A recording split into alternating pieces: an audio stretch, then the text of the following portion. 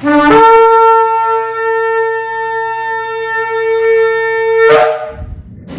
a todos. Esta es la congregación Beit Sefirah desde el sector Candelaria en Arecibo, dándole toda honra a nuestro Abacados en este día, porque una vez más nos permite estar vivos, estar de pies en su misericordia. Y hoy vamos a estudiar una parashá, la parashá número 19, la cual se llama Terumá, la cual comprende del capítulo 25:1 al 27:19 del Sefer, del libro Shemot, Éxodo en español. Y Terumá tiene un significado sobre ofrenda alzada o porción separada. Y como siempre hacemos una introducción de este libro, de esta parashá, de lo que nos va a hablar en este día. Dice la introducción que Yahweh ordenó a Moshe que construyera un Mishkan. Un Mishkan es un santuario, un templo, que simbolizara su presencia entre el pueblo y que fuera conforme al modelo divino. O sea que lo que nosotros tenemos hoy en día acá es que lo que está allá arriba en los Shamayim, que baja acá, es una copia. Nosotros tenemos una copia de lo que está arriba en los Shamayim, conforme al modelo divino. Entonces Dios, para erigirlo, se pidió a los Bene Israel que aportaran voluntariamente. Aquí nadie fue obligado. Aquí nadie podía dar con mala gana, o podía dar porque no quisiera, o Moshe dijo que había que dar, pues yo tengo que dar. No, voluntariamente, que dieran metales preciosos, telas, pieles, lana, aceite, especia, incienso, piedras preciosas, un total de 15, muchas cosas. Y a veces uno se hace preguntas de dónde esta gente iba a sacar todo esto que Abacados estaba pidiendo. Pero acordémonos que cuando salieron de Egipto, ¿qué pasó con los egipcios? Le dieron a ellos. Entonces el santuario consistía de un Hatzer. Hatzer es patio exterior, que contenía ¿qué? Contenía el altar para quemar las ofrendas, la jofaina es una fuente usada por los Kohanim eran los sacerdotes, y el santuario, que estaba dividido en dos cámaras. ¿Por qué? Por una cortina. Entonces la cámara exterior fue denominada Kodesh. Kodesh es lugar sagrado. La menorá es el candelabro. Y el Mizbeach HaKtoret es el altar del incienso. Porque todas estas cosas las decimos en español, pero todas están en hebreo. Entonces, la cámara interior fue llamada Kodesh HaKodashim, o sea, el lugar santísimo, o el lugar Sancta Sanctorum, como le dirían en otras versiones. Entonces a ella únicamente el Cohen Gadol es el sumo Cohen, el sumo sacerdote, iba a entrar solo en Yom Kippur. Y allí estaba el Aarón es el arca, el más sagrado de los objetos del santuario. Y el Aarón contenía las 2 tablas de piedra en las que estaban grabadas los 10 mandamientos o las 10 palabras. Fue desde el Aarón que Yahweh reveló por medio de Moshe su mandamiento a los Bene de Israel. Las instrucciones para fabricar todos los utensilios y construir el edificio para el Mishkan, que son detalladas minuciosamente, porque Abba le dio las instrucciones, pero se las dio, le dijo: tú vas a coger estos codos con aquel codo, lo vas a unir aquí, lo vas a poner acá, todo detallado y minuciosamente, bien explícito. ¿Para qué? Para que se hiciera como él quería, no como ustedes querían, o como Moshe quería, o como aquel quería, como Abba quería. Al fin de cuentas iba a ser ¿qué? Su santuario. No iba a ser el santuario de nadie, iba a ser el de él. Pues como usted dice, yo estoy en mi casa, pues yo quiero hacer un cuarto, pues yo quiero este cuarto así, y se lo detalla al carpintero. Eso mismo hizo nuestro Abba. Le detalló minuciosamente a Moshe cómo él quería que fuera el santuario donde él iba a habitar. Después de que los israelitas fueron liberados de la esclavitud en Egipto y convertidos en la nación de Israel, Moshe recibió orden de construir el Mishkan, un templo temporario y transportable que acompañaría a los Bené Israel durante su deambular por el desierto. ¿Por qué fue esto necesario? Usted sabe lo que hacer este santuario y después tener que estar desmontándolo y montándolo, cargándolo y volver a montarlo y volver a desmontarlo. ¿Por qué fue esto necesario? Y usted dirá, ¿no penetra la divina presencia en cada partícula del espacio del universo? ¿Por qué entonces ordenó Elohim construir un lugar especial y limitado donde habitar? Más aún, el lenguaje empleado por la Torá en este caso parece inusual. ¿Por qué? Porque dice, Beasu li mikdash, beshahanti betohan. Beasu li mikdash, beshahanti betohan. Y han de hacerme un santuario y habitaré entre ellos. Esto está escrito en el libro de Shemot, capítulo 25 y versículo 8. La correspondencia gramatical básica dictaría que este versículo consignara que, ¿cómo diría? Y habitaré en él. En lugar de ¿qué? De entre ellos. No era dentro del santuario que iba a habitar. Entonces, porque dice de entre ellos. ¿A qué se debe entonces el plural? La respuesta a la primera pregunta que hicimos es que el ser humano podría aprender que la presencia de Yahweh se da en todas partes, pero su intelecto no lograría concebir fácilmente esta posibilidad. Los sentidos humanos son demasiado limitados para comprender la omnipresencia de nuestro Creador. Aún la Escritura lo dice, que nuestros pensamientos son ¿qué? Finitos, pero los de él son ¿qué? Infinitos. Imagínese usted, lo que usted está pensando ahora, ya eso él lo sabe hace rato, porque dice, no está bien la palabra en tu boca cuando ya él la sabe. Entonces, ¿qué somos nosotros? Entonces, en consecuencia, en un gesto de buena voluntad hacia el hombre, Yahweh proveyó un sitio concreto, específico, para su presencia. Uno que los hombres pudieran ver y aceptar fácilmente. Y ese sitio fue el santuario, que con el tiempo sería el Bet Hamikdash, el templo sagrado. Por desgracia, no se ha tenido el privilegio de que los israelitas gocen de la presencia del Bet Hamikdash durante los 19 siglos, vamos a decir ya 20, 21 siglos, desde que fue destruido. Sin embargo, esto no significa que ya no podamos experimentar la existencia de la Shekinah. La Shekinah es la divina presencia, y esta no está reservada solamente ¿a qué? Al Bet Hamikdash, sino ¿a quién? ¿Sabe quién?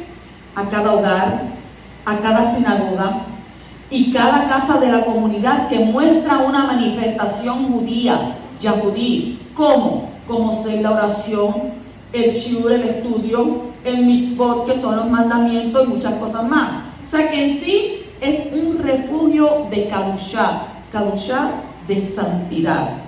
Y es por esta razón que la Torá usa el plural al declarar Beshahanti Betoham, para recordarnos que Yahweh morará entre todos nosotros, pero solo en caso de ¿qué?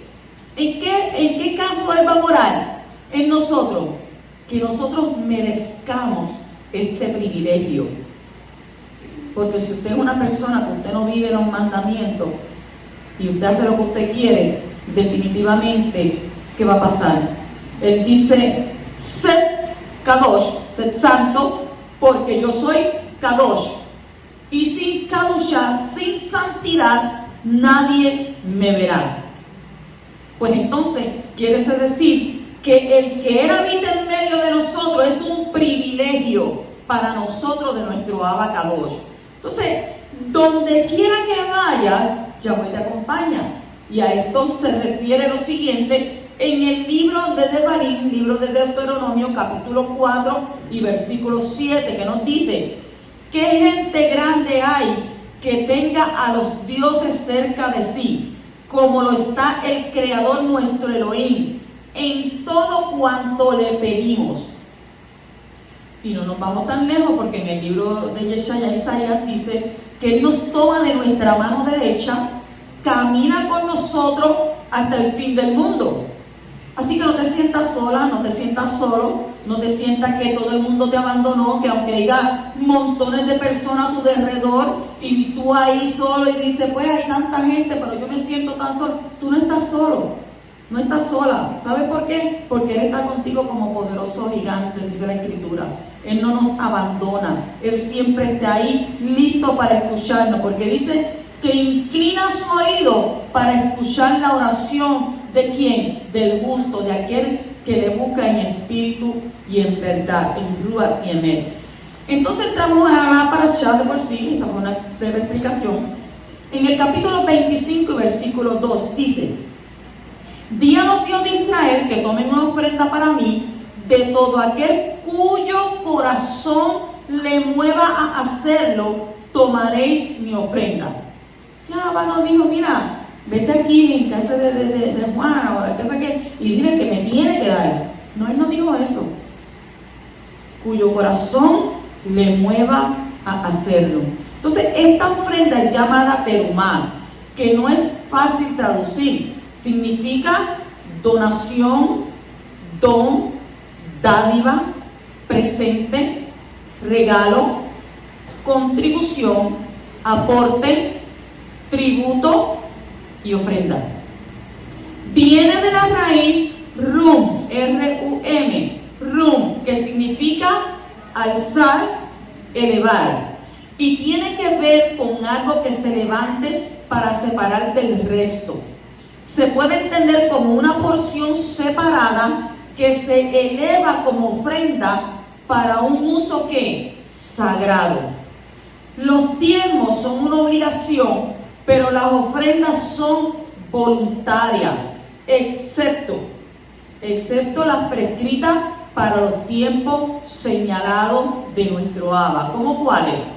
Como las fiestas, ¿verdad que sí? Que hay ofrendas voluntarias que usted puede dar. Entonces, por esto solo los que tienen un corazón alegre pueden dar a esta obra de la construcción del santuario sus ofrendas. Y de esta manera el santuario es una extensión de los corazones del pueblo donde el poderoso desea morar, como está escrito en 2 de Corintios, capítulo 9, versículo 7. Dice que cada uno dé como propuso en su corazón, no dé de mala gana ni por obligación, porque Yahweh ama al dador alegre. Usted sabe que hay gente, ay, yo tengo que estar dando esto, que tanto que piden, que mira para allá, que... No. Abba dice que lo que tú das, que es de Él, porque Él te lo está dando a ti, pero si de lo que Él te está dando a ti, tú le das a Él, dice su palabra que Él te va a multiplicar al 100 por 1. Y si tienes duda tu corazón, ay, yo no sé, total, dice Abba, pues pruébame en esto, para que tú veas como yo abro la ventana o la ventana de los shamayim y te voy a dar hasta que sobreabunde, hasta que diga, wow, esto está demasiado. Así es nuestro Abba para con nosotros. Continuamos en el capítulo 25 y versículo 8 y dice: y que hagan un santuario para mí, para que yo habite en ellos. En los capítulos anteriores hemos visto cómo se ha establecido un pacto matrimonial entre la palabra del poderoso e Israel, que eso yo lo expliqué la otra vez, ¿verdad? Después del primer paso, el desposorio, llega el tiempo de preparar una casa para el nuevo matrimonio. Y es la razón por la cual ahora el poderoso pide una casa para poder vivir junto con su esposa. Y esta casa es una sombra de una casa celestial que el poderoso ha preparado para ser revelada en los tiempos finales. ¿Dónde dice eso? Revelación 15:5, Apocalipsis o Gilgalud, y capítulo 21:3. El texto hebreo no dice que Abba va a habitar entre ellos. El texto hebreo no dice que Él va a habitar entre ellos, sino que en ellos, Betohan, en ellos, Betohan. Y lo más lógico hubiera sido decir, y yo residiré en Él. Pero aquí está diciendo que va a morar dentro del pueblo de Israel, y por eso tendrán que hacerle un santuario.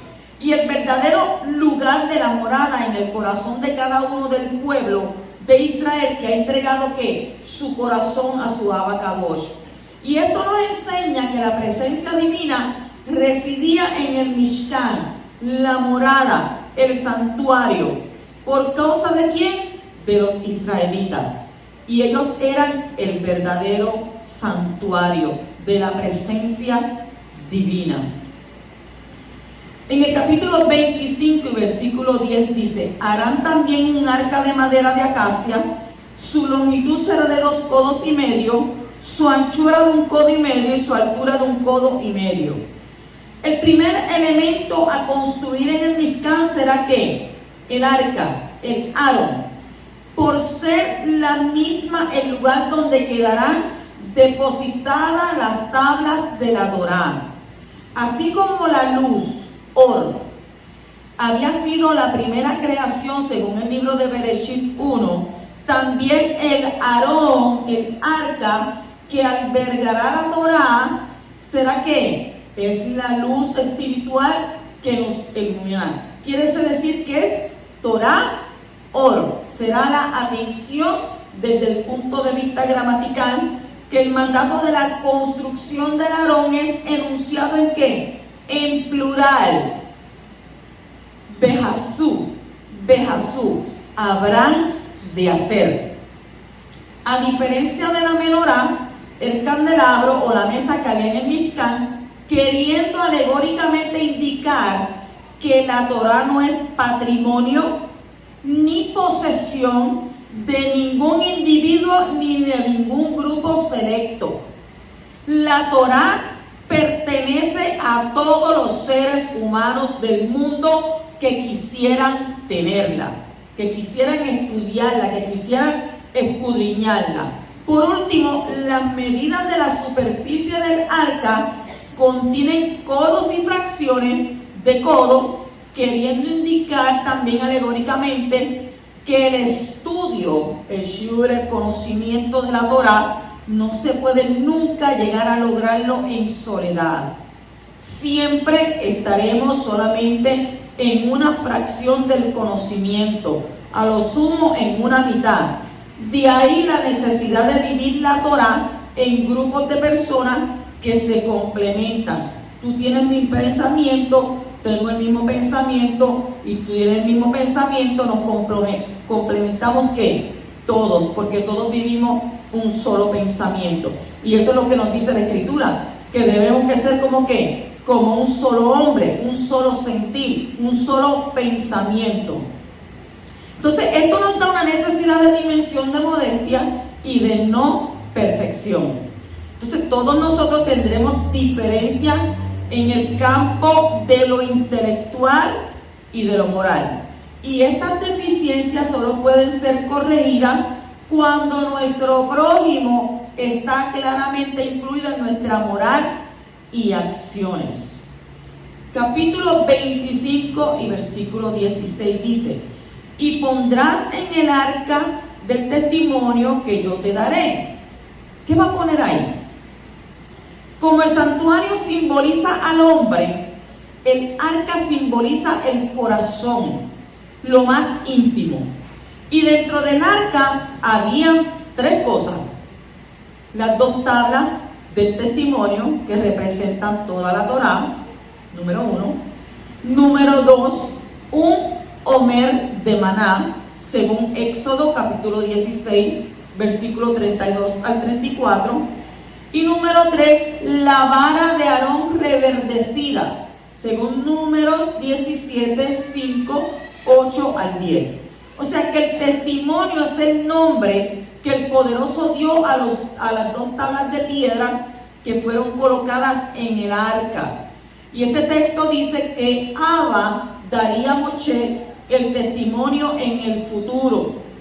Y esto alude no solamente a las dos tablas, sino también al testimonio mesiánico que iba a ser entregado más adelante a todos los que recibirían el Ruach, el espíritu del Mashiach. ¿Y dónde está ese escrito? En Hebreos capítulo 3, versículo 5, Ibrit 3:5, dice: y Moshe fue fiel en toda la casa de Elohim como siervo, para testimonio de lo que se iba a decir más tarde. También en Jeremías capítulo 31, versículos 33 y 34 dice: porque este es el pacto que haré con la casa de Israel después de aquellos días, declara Abba. Pondré mi ley dentro de ellos, o sea, mi Torah, y sobre sus corazones la escribiré, y yo seré su Elohim, su Dios, y ellos serán mi pueblo, y no tendrán que enseñar más cada uno a su prójimo, y cada cual a su prójimo, diciendo: conoce a Yahweh. ¿Por qué? Porque todos me conocerán, desde el más pequeño de ellos hasta el más grande, declara Abacadosh. Pues perdonaré su maldad y no recordaré más su pecado. Mire qué promesa. Son promesas de las cuales tenemos que arrepentirnos. Entonces, dentro del corazón del creyente hay un testimonio. Una vocecita que habla y dice que es hijo de Elohim, como está escrito en Romanos 8:16. El Espíritu mismo da testimonio a nuestro espíritu, a nuestro Ruach, de que somos hijos de Elohim, somos hijos de Dios. En Primera de Juan, Johanan 5, 10 al 12, que nos dice también: el que cree en el Hijo de Elohim tiene testimonio en sí mismo. El que no cree a Elohim ha hecho a Elohim mentiroso, porque no ha creído en el testimonio que Elohim ha dado respecto a su Hijo. Y el testimonio es este. ¿Cuál es el testimonio? Que Yahweh nos ha dado vida eterna, y esta vida está ¿en quién? En su Hijo. El que tiene al Hijo tiene la vida, y el que no tiene al Hijo de Elohim no tiene la vida. Hoy la gente anda diciendo: no, eso es un profeta más, eso es un maestro, eso es un rabí, eso es aquello. No, pero es que la Escritura es clara. La Escritura nos habla bien claramente. En 2 de Corintios, capítulo 13, versículo 5, que nos dice: poneos a prueba para ver si estáis en la fe. Oye, te manda a ponerte a ti mismo a prueba. Examinaos a vosotros mismos, o no os reconocéis a vosotros mismos de que Yeshua el Mashiach está en vosotros, a menos que en verdad no paséis la prueba. ¿Qué quiere decir? Oye, pruébate a ti. ¿Estaré yo confiando que Mashiach es verdadero? ¿Creeré yo que Yeshua va a venir? ¿Será verdad que hubo un Mashiach? ¿De verdad él vino hace tantos años? Pruébate a ti mismo, dice la Escritura. Pruébate a ti mismo, ponte a prueba. Y mira a ver si todavía en ti hay confianza. Porque la fe es ¿qué? Confianza, es certeza, es creer. Entonces, el que ha nacido del Espíritu, del Ruach, tiene el testimonio dentro de su espíritu. Él sabe que es hijo de Elohim. Y el que no tiene este testimonio no ha nacido del Espíritu, no ha nacido del Ruach. O sea, el espíritu de la profecía es el que está dando testimonio en nuestro interior, en lo más profundo de nuestro corazón. Y ese espíritu está dando testimonio de Yeshua, está revelando los secretos del Mashiach en la Escritura. Y si uno es sensible al testimonio de Yeshua que hay en su espíritu, va a encontrar muchos secretos. ¿En dónde? En la Torá. Romanos 8:14 nos dice: porque todos los que son guiados por el Espíritu de Elohim, los tales son hijos de Abba, son hijos de Elohim, son hijos de Dios. Un hombre espiritual ha aprendido a ser dirigido e instruido por su espíritu, que está recibiendo el testimonio del Espíritu del Eterno en el interior de su corazón. O sea, tenemos el Espíritu de Él. Nuestra vida es un cordón de plata. Y lo dice en el libro de Eclesiastés, capítulo 12. Ese hilo, ese cordón de plata que es entre la vida y la muerte, cuando se rompe, dice que el Espíritu va ¿a dónde? Al que lo dio. Y yo digo, pero Abba, pero si mi Espíritu va a ir donde ti, que fuiste tú el que me lo diste, ¿cómo tú no vas a saber lo más íntimo de mi corazón?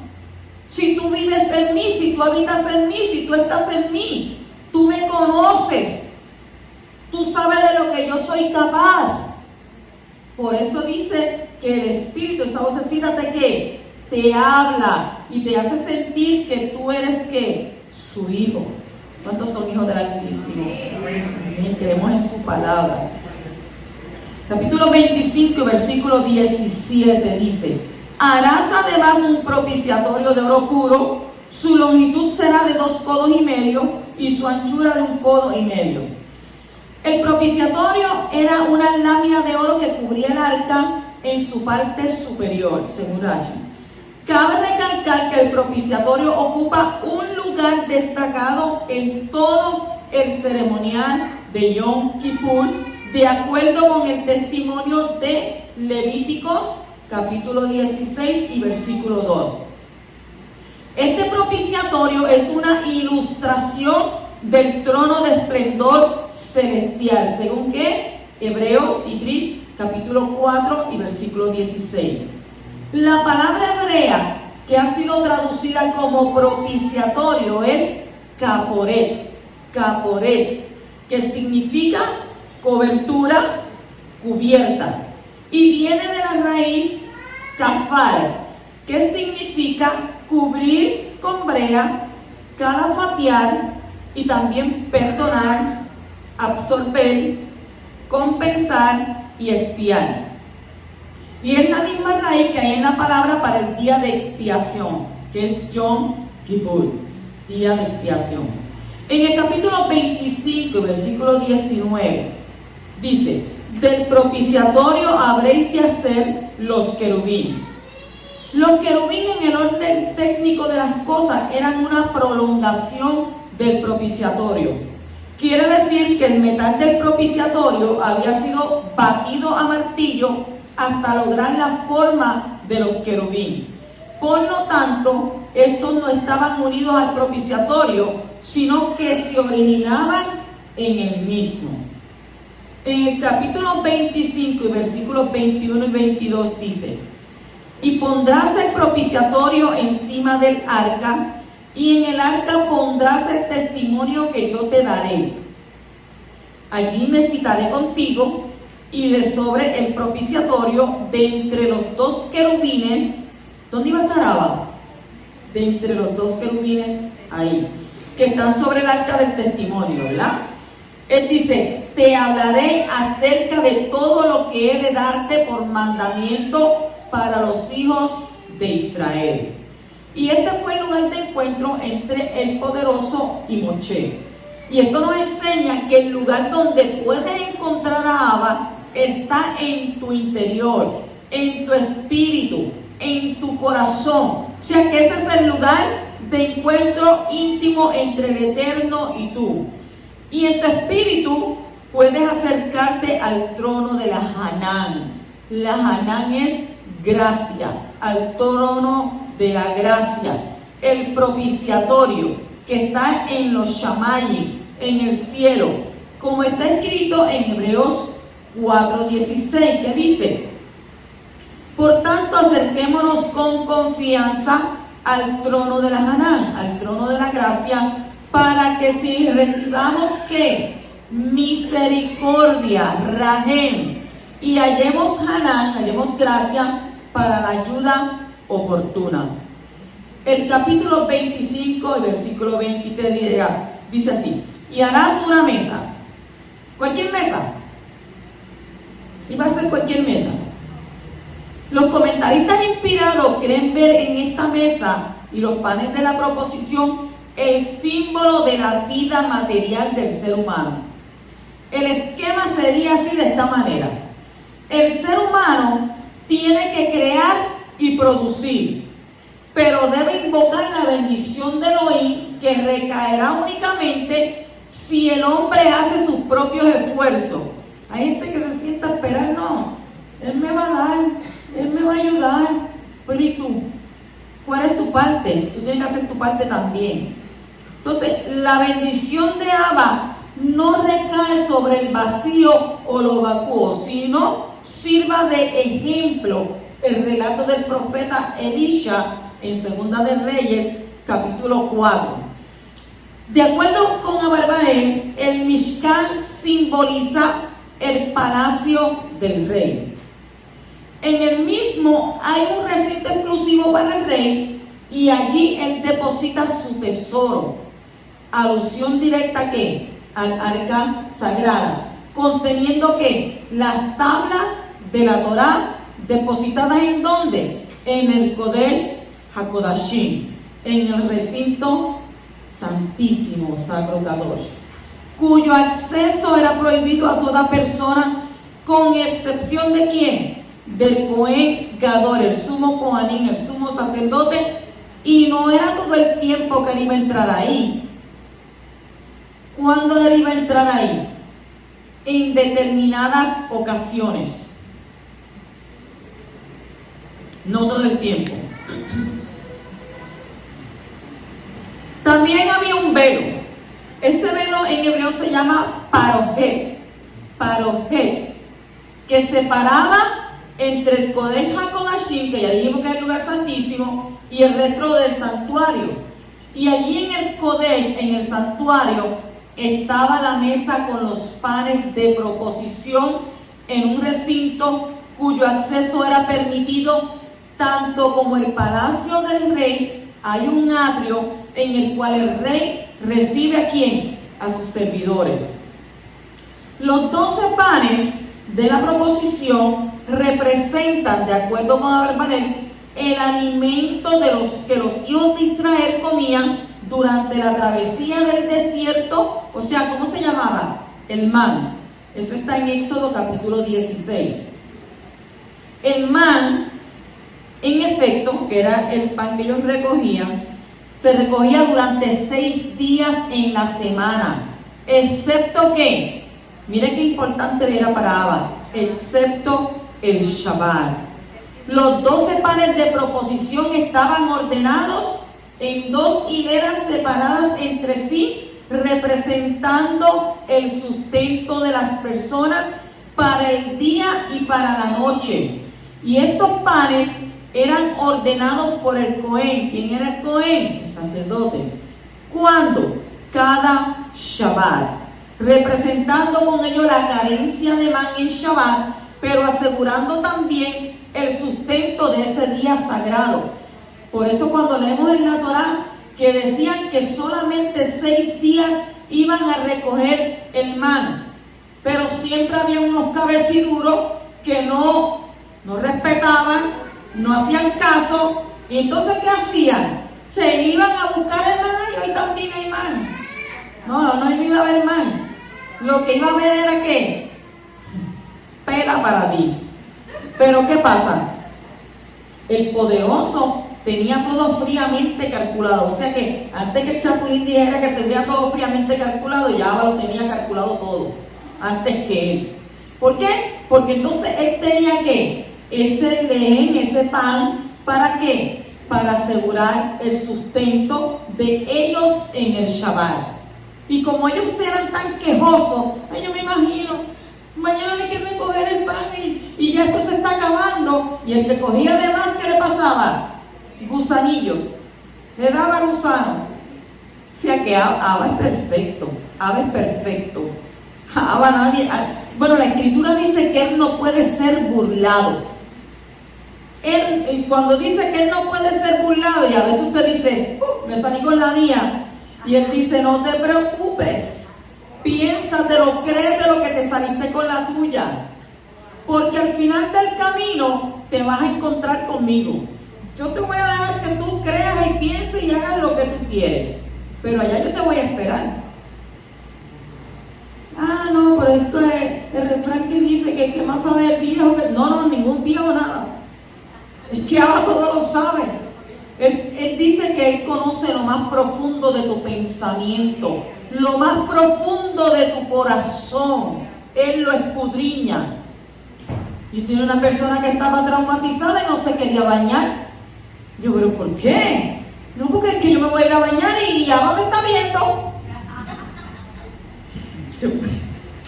Yo, Padre Celestial, hasta dónde llega la intensidad de la gente. Yo, pues, me voy a bañar y él me está viendo. ¿Y tú lo ves? No, no lo veo. ¿Y cómo sabes que está ahí? No, porque yo sé que el Espíritu me está viendo. Pero si tú no lo ves, tú no... Hello. ¿Sabes? Pero nos reímos, pero es así. Hay personas que su nivel de pensamiento va más allá de lo que uno lógicamente y críticamente puede pensar. Entonces, son personas que uno también tiene que tener cuidado con ellas, ¿verdad? Porque pueden tener traumas psicológicos y problemas, o afanados. Entonces, en cuanto a los panes de proposición se refiere, según Levíticos, capítulo 24, versículos 5 al 9, el autor de Cero del Amor agrega que la cercanía de la mesa con los panes al arca de la Torá estaría indicando que la vida espiritual debe ser también apoyada por el aspecto material que tiene la vida del ser humano. Y en Kemá en Torah. Amén, que en Torah. ¿Qué quiere decir? Si no hay sustento, no hay Torah. Nadie quiere estudiar con el estómago vacío.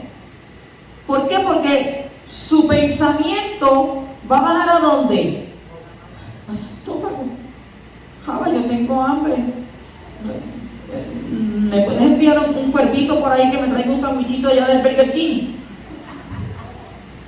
Y será delicia. No, ¿cómo te da un sandwichito, un cuervito? Pero de momento puede ser que aparezca el cuervo vecino tuyo y te traiga, mira, te trae una comidita aquí. Ahora puede moverlo a misericordia. Bendito el poderoso. Ok, continuamos en el capítulo 25, versículo 30. Dice, ante mí siempre. En hebreo dice lefanai tamid.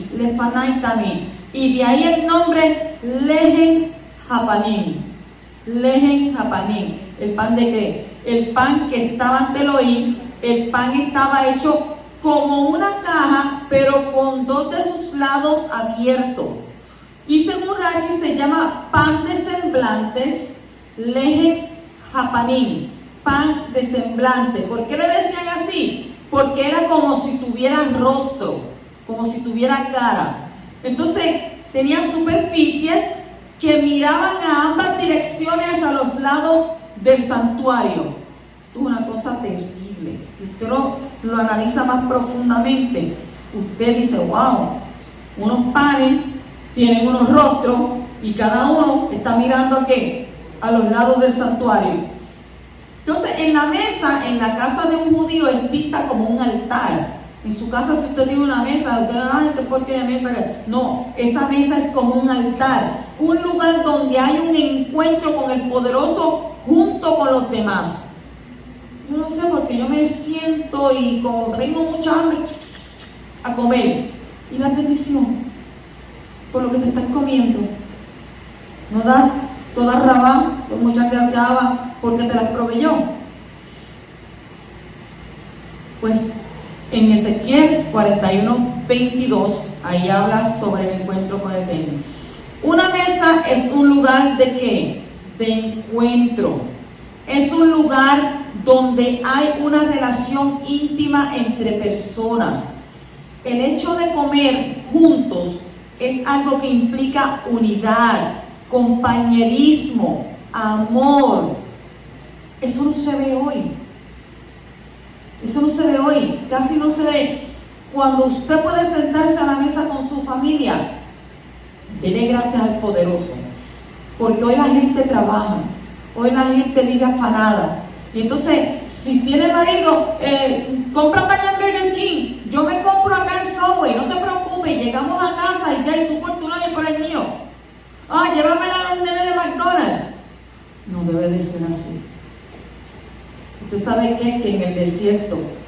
Burger King ni había McDonald's. Allí lo que había era man. Y allí tenía que estar todo el mundo que en su lugar, todo el mundo comiendo. Entonces, ¿qué dice Revelación capítulo 3 y versículo 20? Revelación, Apocalipsis o Gilgalud, como usted lo haya aprendido. Dice, he aquí, yo estoy a la puerta y llamo.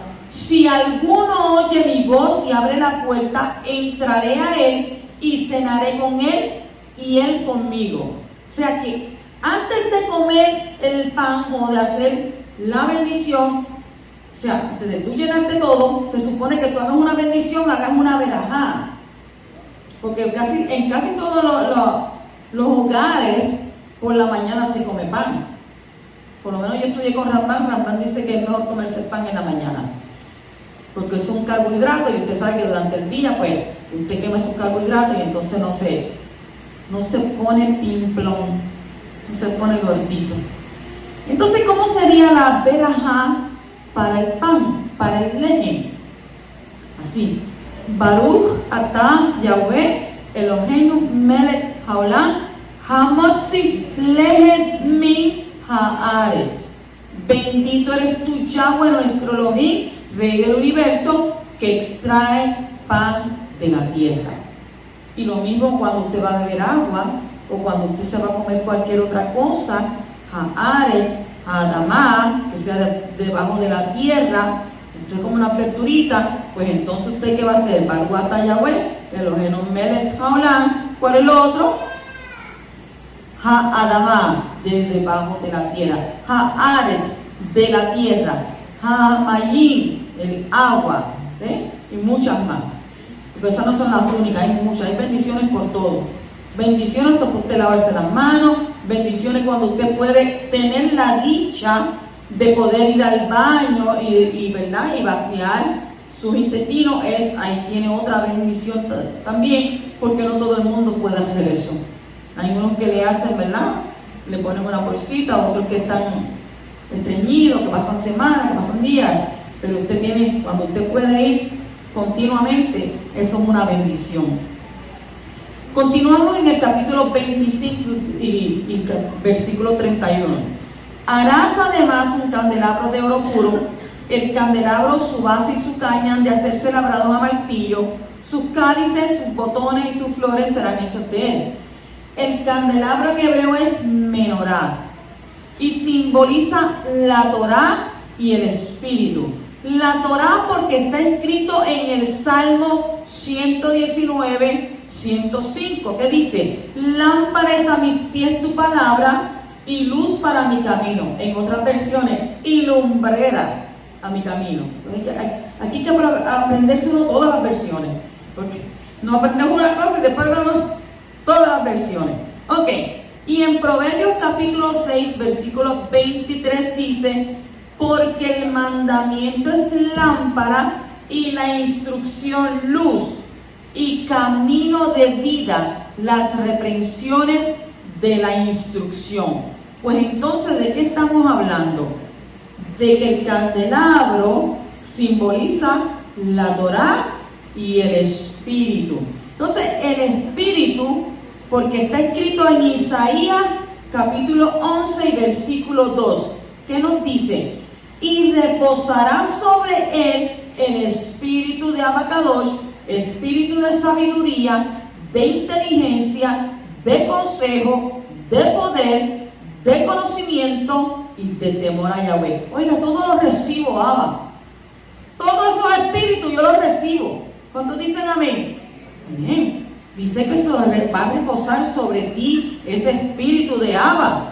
Entonces, ¿qué? Si reposa sobre ti vas a tener sabiduría. Mira lo que te está dando. Dos por uno. Espíritu de sabiduría, de inteligencia, de consejo, de poder, de conocimiento y lo más importante, temor a Hashem. Eso es lo más importante. Y puede continuar en Revelación capítulo 1, versículo 4, Revelación en el Apocalipsis 3, 1, 4, 5 y 5, 6. Déjame decirlo más suavemente. Revelación 1, 4, 3, 1, 4:5 y 5:6.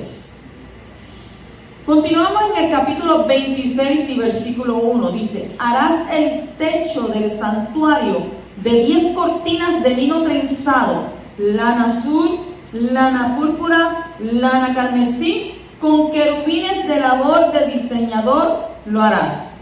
Según el Talmud y otro, en cada hilo había 4 fibras, una de lino y 3 de lana, y cada hilo era sextuple, de 6, trenzado con 6 hebras.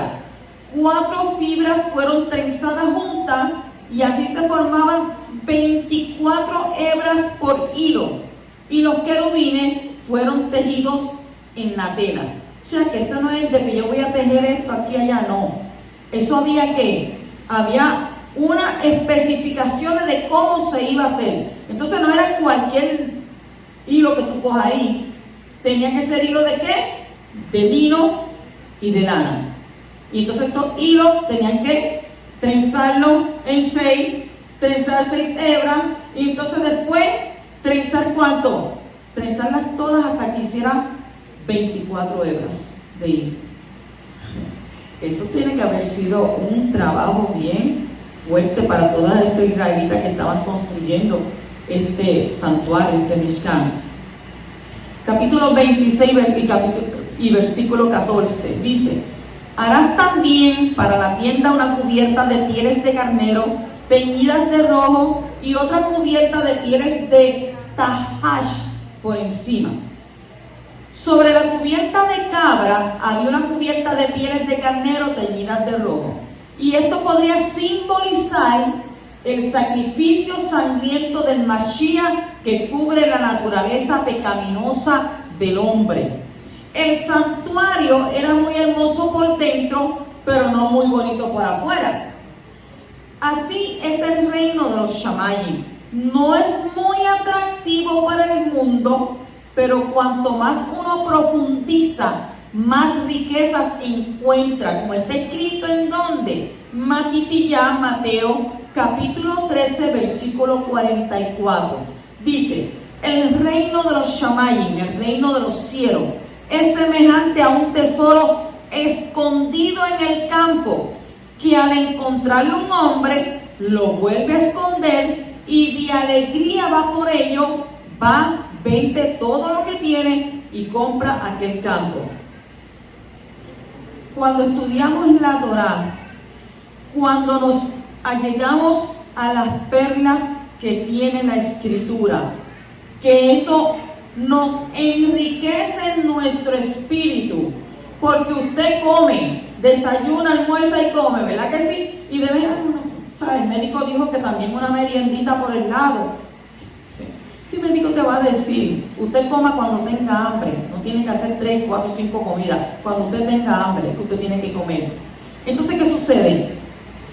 Usted come, pero a medida que come va engordando ¿qué? Esta carne. Pero su espíritu, pues eso quiere decir que cuando usted comienza a estudiar, comienza a leer la Torá, comienza a meterse dentro de ella, ¿qué pasa con su espíritu? Ese sí va a ir ¿qué? Rellenándose, ese va a ir engordando, ese va a poner lo que, usted lo va a poner a nivel ¿qué?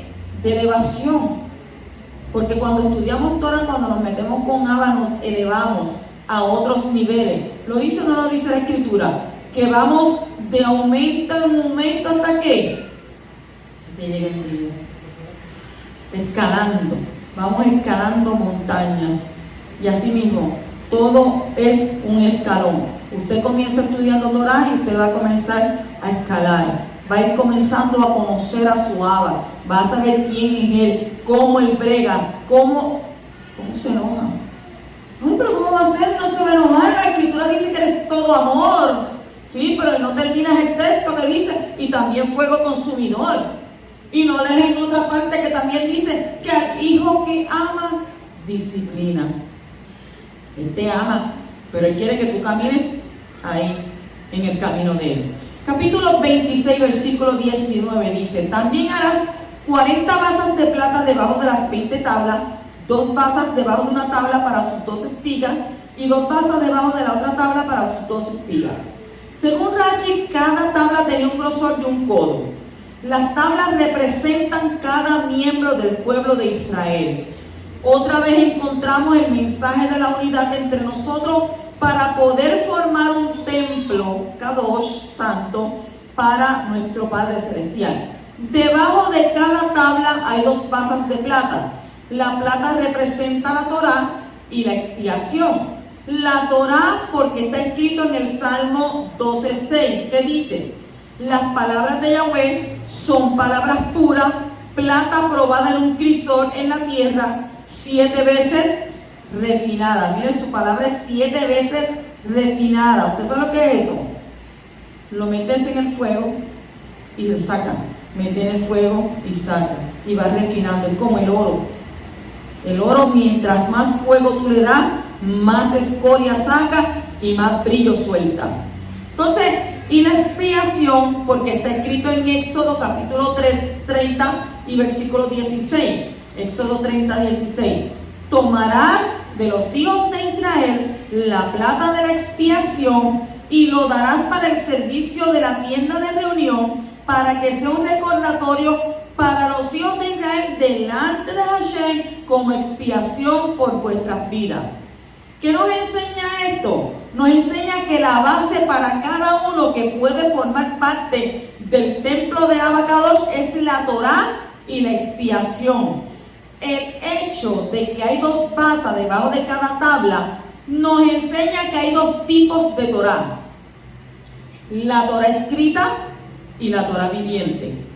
También nos enseña que hay 2 partes en la expiación de Israel: la reconciliación entre el hombre y Abba, y la reconciliación entre hombre y hombre. ¿Cuántos dicen amén a eso? Capítulo 26 y versículo 31 dice: harás además un velo de lana azul, lana púrpura, lana carmesí y lino trenzado. Será hecho con querubines, obras de diseñador. La palabra hebrea que ha sido traducida como velo, ya dijimos que era parojet, que significa partición y separación, simboliza el cuerpo del Mashiach, como está escrito en Hebreos capítulo 10, versículos 19 al 20. Entonces, hermanos, puesto que tenemos confianza para entrar al lugar Kadosh Kadoshim, el lugar santísimo, por la sangre de Yahshua, por un camino nuevo y vivo que Él dedicó para nosotros por medio del velo, es decir, su carne. Mire qué tremendo. Seguimos en el capítulo 26 y versículo 33. Colgarás el velo debajo de los broches y pondrás allí detrás del velo el arca del testimonio, y el velo servirá como división entre el lugar Kadosh Kadoshim y el lugar Kadoshim, el lugar santísimo. El lugar santísimo y el otro lugar santo. En Hebreos capítulo 9, versículo 8 al 9, dice: queriendo el espíritu de santidad de Kadoshá dar a entender esto, que el camino al lugar santísimo, al lugar Kadoshim, aún no había sido revelado, en tanto que la primera habitación permaneciera en pie, lo cual es un símbolo para el tiempo presente, según el cual se presentan ofrendas y sacrificios que no pueden hacer perfecto en su conciencia al que practica ese culto o ese servicio. ¿Qué nos enseña? Esto nos enseña que se puede ver el santuario como un símbolo del tiempo. Desde Adán hasta el Mashiach hay 4000 años. Y esto concuerda con los 20 codos que hay entre la entrada del santuario hasta el velo. Después del velo hay 10 codos hasta la pared occidental del lugar santísimo, del lugar Kadosh Kadoshim, lo cual corresponde a los 2000 años de la era mesiánica, entre la primera y la segunda venida del Mashiach. O sea, todo está tabulado perfectamente. Entonces, según Rashi, el altar, la mesa, la menorá, que es el candelabro, estaban corridos 10 codos hacia el interior, desde la entrada en el lugar Kadosh.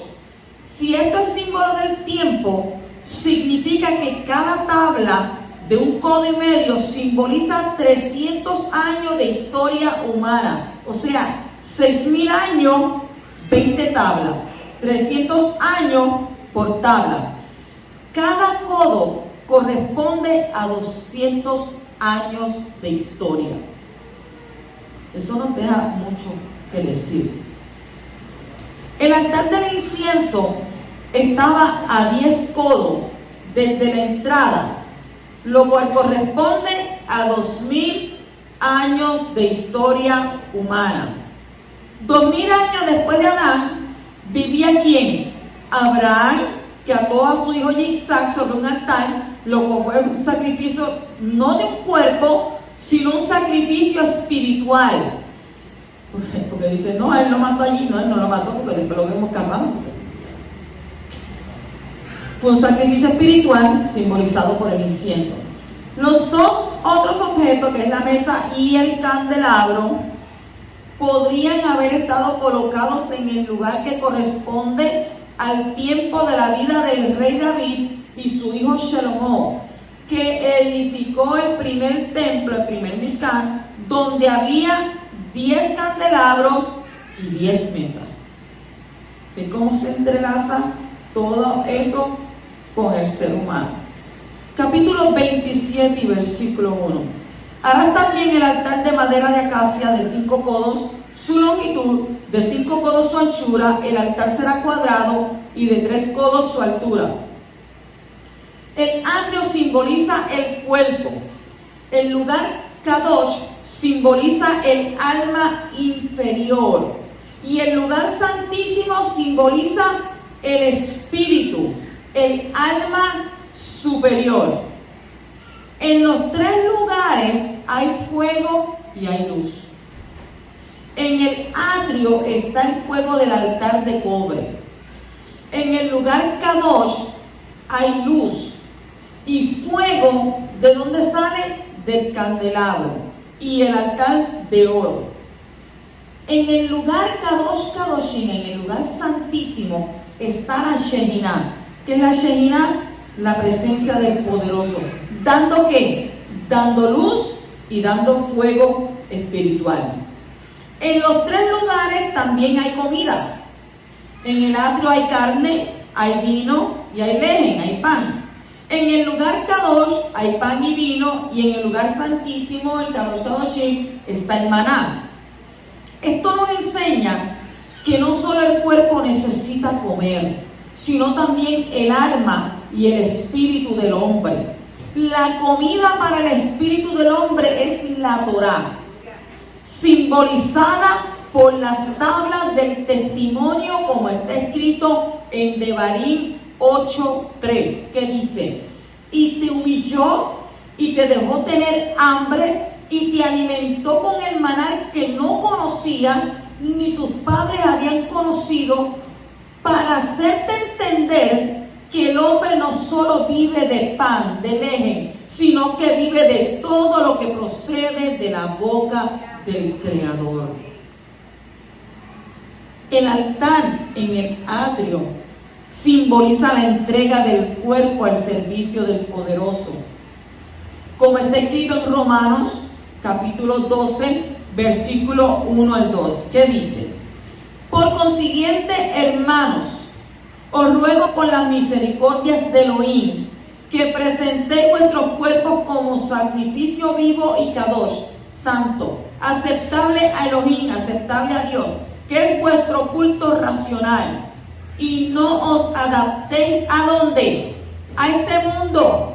No te adaptes aquí, sino transformaos mediante la renovación de vuestra mente, para que verifiquéis cuál es la voluntad de tu Creador, lo que es bueno, lo que es aceptable y lo que es perfecto.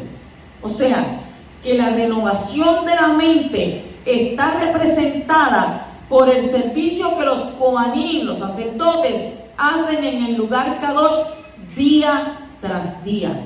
La renovación de tu mente también está representada por el servicio que tú le das a Abba todos los días. Yo me acuerdo de Abba, el sábado. El sábado me acuerdo, el sábado yo canto, yo danzo, y pues, y tendré que hacer una tefila allí, una oración, pues, el sábado. No, todos los días tú comes, todos los días tú bebes agua, todos los días tú te bañas. A veces, hermano, no tengo tiempo, porque si hace frío por la noche no me baño, me la apunto. Pero es algo que es repetitivo, te lavas la boca todos los días. Pues por tanto, hablas con tu prójimo todos los días. Pues tienes que hablar con tu Padre Celestial todos los días. Despertarte por la mañana, ¿qué vas a decir? Ay, hoy me levanté triste. Hoy me levanté pensando en los problemas. No. Shema Israel, Yahweh Eloheinu, Yahweh Abba, Lo Shem Tevo Malchut, Olam Bael. Modani le paneja, y si es el hombre, Modani le paneja. Melehai Bekayan Shesakta Mish Mishmati Benla Rabá en Monatria. Gracias, Abba. Estoy tan agradecido que me devolviste mi alma en compasión. Me guardaste durante la noche y ahora me permitiste otro nuevo día ver las grandezas tuyas. Hace poco estaba yo en mi casa y estaba sentada en la escalera y yo escuchaba el cántico de los pájaros. Y yo decía, Abba, ¿cuántas personas habrán que viven la vida tan afanada, viven la vida tan agitada, que ni siquiera tienen tiempo de escuchar el cántico de un pajarito? No, porque como usted no tiene que trabajar. Porque mire, si yo le estoy hablando a usted de esto, ¿usted sabe por qué yo le digo esas cosas? Porque el pueblo de Israel tenía un pero para todo. El pueblo de Israel se quejaba por todo. Si lo paraban, gritaba, si lo acostaban, gritaban, si lo sentaban, gritaban. Y después, tan carifrescos que eran también, se quejaban de Abba. Dándole carne, dándole agua, dándole pan, dándole todo, y se quejaban de igual manera. Un hombre por allá, Roa, usted tiene toda la razón, porque usted no sabe cómo son las mujeres, por todo se quejan. Abba las hizo complicadas. Oye, pues, si son las mujeres complicadas, ¿y el hombre? ¿Y el hombre?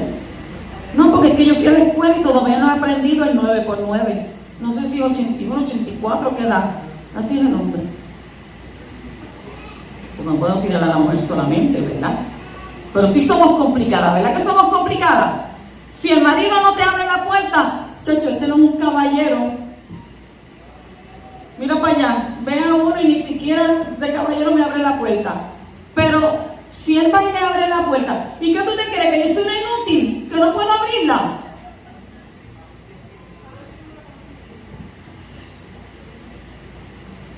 Este hombre más mordido no lleva a uno a comer ni a la esquina. Chacho, más duro. Y entonces, ¿qué sucede? Mi marido, mi amor, vente que te voy a llevar a comer. Le abre los ojos, que tú me vas a qué. ¿O es que tú te crees que yo aquí no puedo cocinar, que la comida que yo te hago a ti no te gusta? ¿A comer a dónde? Si tú sabes que los chinos cocinan con cucaracha, si tú sabes que aquel le echa manteca de puerco, si tú sabes que...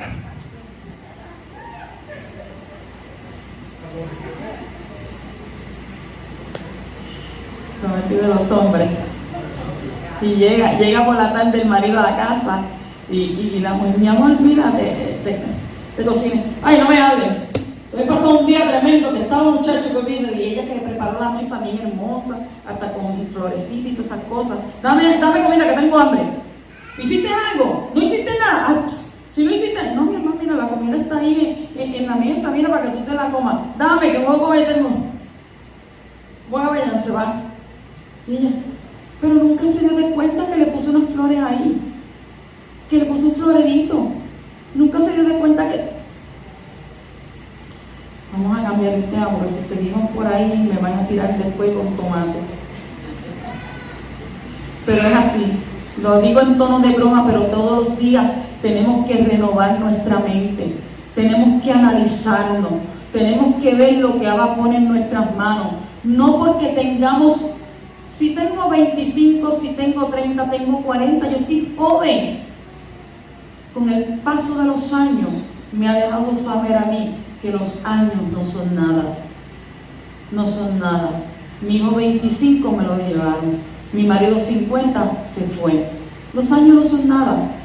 Si usted tiene que vivir el día a día, renovarse día a día, alentarse día a día, caminar día a día, dándole siempre las gracias a su Padre Celestial de agradecimiento. Agradecido porque cuando hay otros que no pueden ver, no pueden escuchar, no pueden hablar, no pueden moverse, usted es privilegiado con todo eso. No, yo casi no lo noto. Pínchese un dedo, pínchate el dedo chiquito, métete un mamellacito en el dedo chiquito. Ay, yo no sabía que tú estabas ahí, tú dueles tanto, pero mira para allá, estás ahí. No nos damos de cuenta hasta que pasamos por alguna situación. Capítulo 27 y versículo 16 dice: y para la puerta del atrio una pantalla de 20 codos de lana azul, lana púrpura, lana carmesí y lino trenzado, de labor de recamor. Sus pilares eran 4 y sus basas 4. En total había 3 cortinas que produjeron 3 divisiones en el santuario. Cada cortina representa un nivel diferente de santidad, de Kadushá. En el atrio podían entrar todos los israelitas que estuvieran ritualmente puros. En el lugar Kadosh solo podían entrar los Kohanim, los sacerdotes. Y en el lugar Kadosh Kadoshim, en el lugar santísimo, solo podía entrar el sumo Kohanim una vez al año. Así que nosotros hacemos Yom Kippur una vez al año. Procura entrar en ese Yom Kippur.